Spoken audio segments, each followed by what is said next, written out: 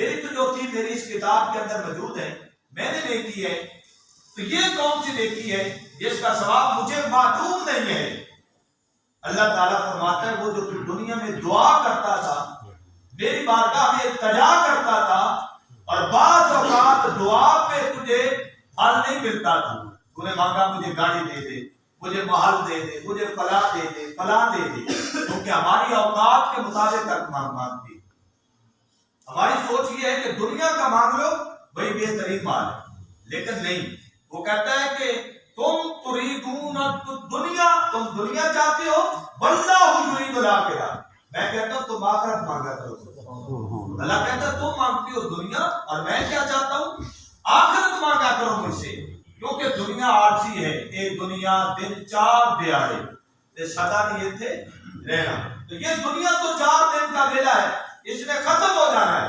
بڑے بڑے جوان، بڑے بڑے بہادر، جن کو بڑا تکبر اور غرور اپنی جوانیوں پہ رہا ہے، تو مٹی نے اسے ختم کر دیا، تو یہ 4 دن کا معاملہ ہے، پھر چلے جانا ہے۔ تو وہ دعا جو ہم مانگتے ہیں کبھی تو قبول ہو جاتی ہے، اور قبول نہ بھی ہو تو قیامت والے دن اس کا اجر اللہ آپ کو عطا فرمائے گا۔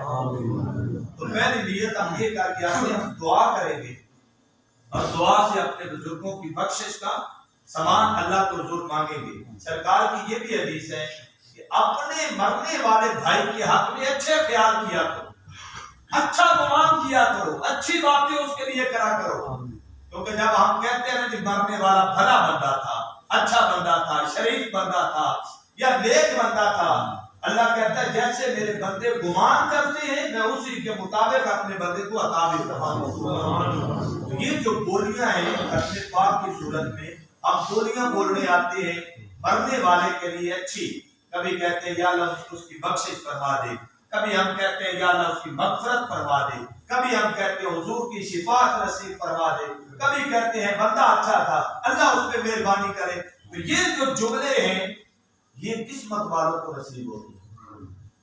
باپ اور ماں ساری زندگی اپنی اولاد کے لیے دعا کرتے رہتے ہیں، وہ جوتے بھی مارے نا تو پھر بھی دعا کرتے ہیں، وہ گھر سے نکال بھی دے پھر بھی دعا کرتے ہیں، وہ رلائیں تو تب بھی آنسو جو گرتے ہیں دعا پہ، اور وہ ہنسائیں تو تب بھی دعا میں۔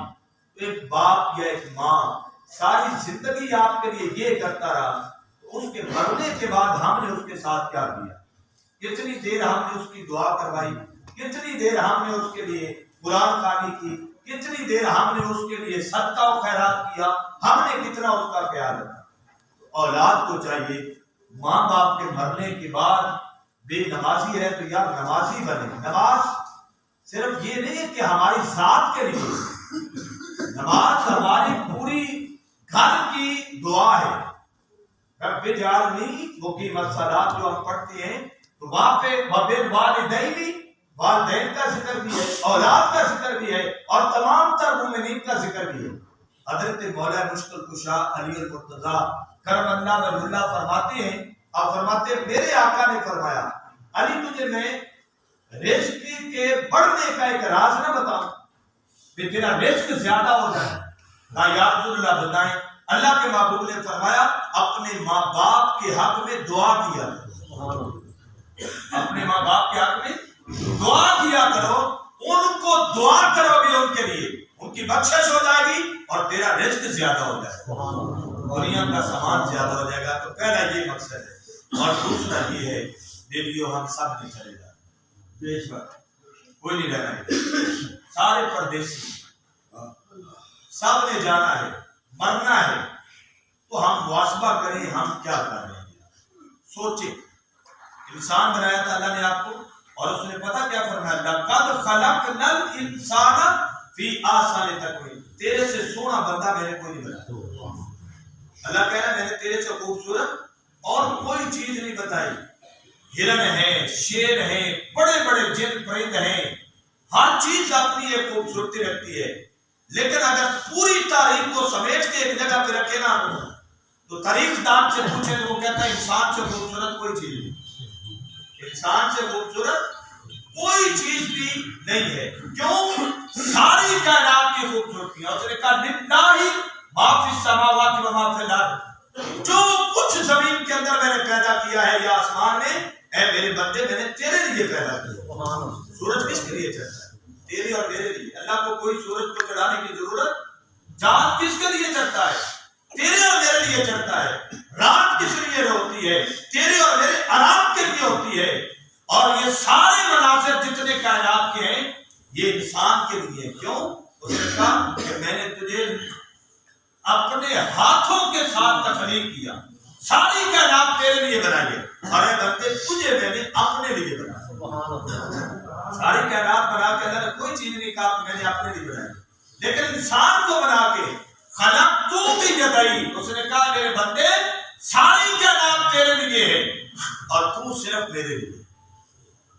اب کتنے ہم خوش نصیب ہیں کہ کوئی ایک بندہ وزیر اعظم اٹھ کے کہا کہ یہ بندہ میرے لیے ہے، تو ہم بڑا اتراتے ہیں یار وزیر اعظم صاحب کہہ رہے ہیں کہ بندہ میرے لیے ہے، تو ہم سوچیں کہ جس نے وزیر کو وزارت دی، جس نے صدر کو صدارت دی، جس نے ملکوں کو ملک دیے اور جس نے ساری سرداریاں دی، اور وہ مالک کہہ رہا ہے جو مالک یوم الدین ہے، آخرت کے دن کا مالک ہے، وہ کہہ رہا ہے تو میرے لیے ہے۔ ابھی ایسے وڈیروں کے منہ سے آپ نے سنا ہے کہ وہ اپنے وزیر کے لیے یہ کہہ دے، نہیں کہتے، اللہ کہہ رہا ہے تو میرے لیے۔ اور جسے اپنا کیا جائے پھر اسے خاص وظیفہ بھی دیا جاتا ہے، یا تو میرے لیے ہے تو یہ تیرا وظیفہ ہے میرے ساتھ ملاقات کرنے کا۔ پوچھا یا اللہ وہ کیا ہے؟ فرمایا وما خلقت الجن والانس الا لیعبدون، میں نے جن اور انسان کو صرف اور صرف اپنی عبادت کے لیے بنایا۔ مطلب یہ ہے، عبادت کا معنی یہ ہے تو مجھے یاد کر میں تجھے یاد کروں، تو میرا شکر کر میں تجھے نعمت عطا کروں۔ تو دوستو اس زندگی کے گزرنے میں کوئی چیز آڑے نہیں ہے۔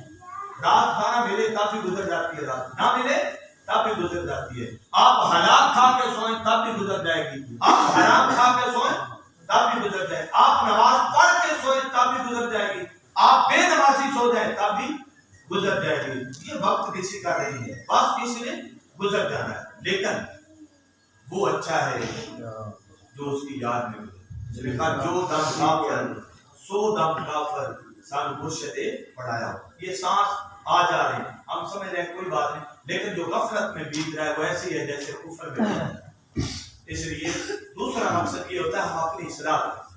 ہم سوچیں یار آج بابا سرور کا ختم ہے، کل میرا ختم ہو جائے گا، آج ان کا ختم ہے کل تیرا ختم ہو جائے گا۔ اس ختم سے قبل ہم اپنے آپ کو اتنا سا تو کر لینا کہ اس کے دروازے پہ کھڑے ہو تو وہ پوچھے کہ تو نے کیا کیا تھا، میں کہہ دوں یا رسول اللہ 100 تو نہیں ہو سکے 2-3 تو میں کر گیا ہے۔